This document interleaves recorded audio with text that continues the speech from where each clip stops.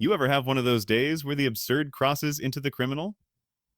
Where you stare reality in the face and wonder if someone swapped your morning coffee with a shot of pure insanity? Because that was the exact flavor of the day I was having when three men in fake uniforms, flashing fake badges, rolled up to my house, intent on arresting me. Let me take you back a bit.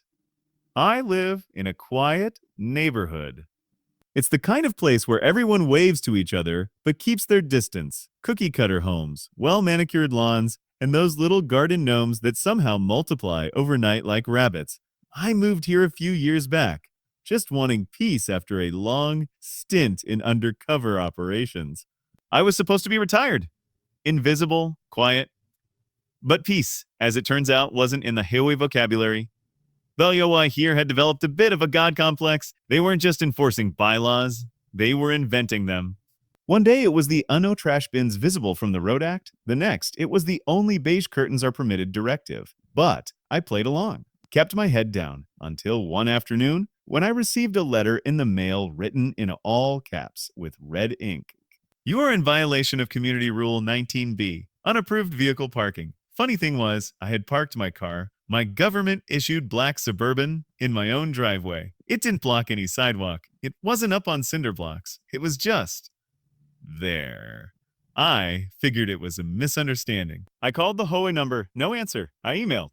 No reply. So I left it until things started escalating. First, I noticed people walking past my property and taking photos, not just casual phone pics.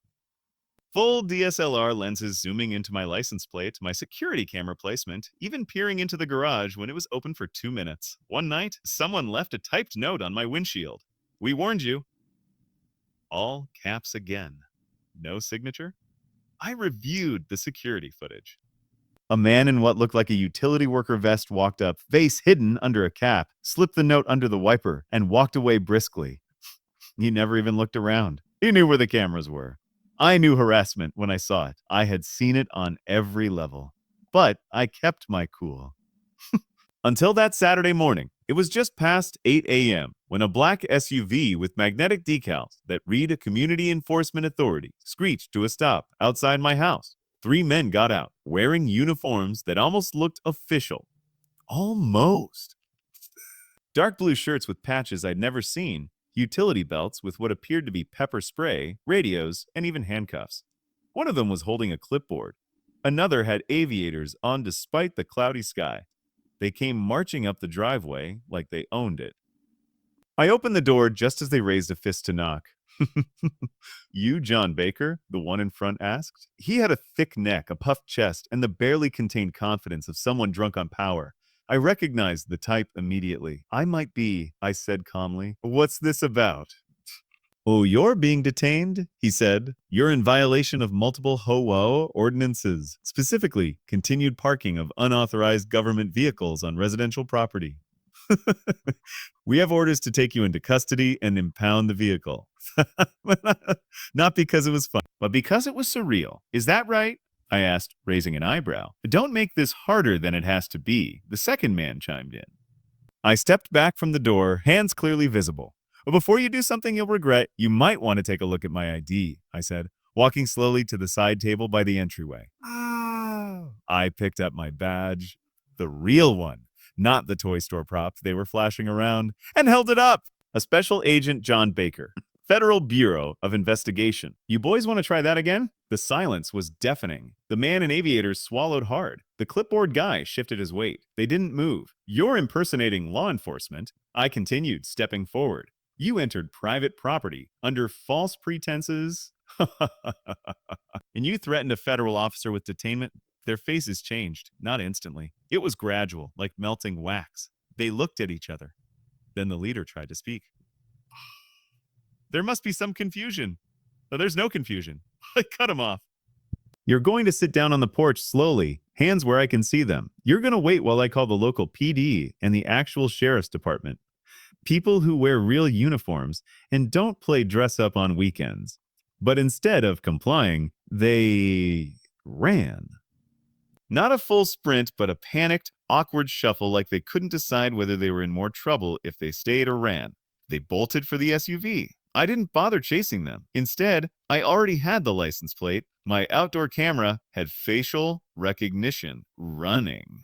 Oh, and my neighbors, bless them, had just posted a video of the entire encounter to our community Facebook group, complete with sarcastic commentary. The cops picked them up that afternoon. Turns out, none of them were real security personnel.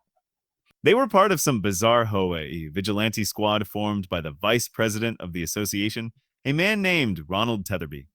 Retired insurance salesman with too much time and too much delusion.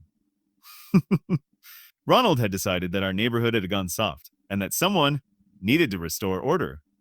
So he handpicked a few members, gave them matching shirts, made fake badges online, and started sending them out on community enforcement missions. He even made laminated ID cards. I later found out they called themselves HOA Tactical Compliance Unit. You can't make this stuff up. When questioned, Ronald said he believed I was a threat because I always looked like I was planning something. His words. Turns out he had no idea I was federal. He thought my Suburban meant I was running some kind of underground dog breeding ring out of my garage. Again, his words. The case quickly unraveled. Ronald was charged with conspiracy to impersonate law enforcement, trespassing, and intimidation. His crew faced a similar list.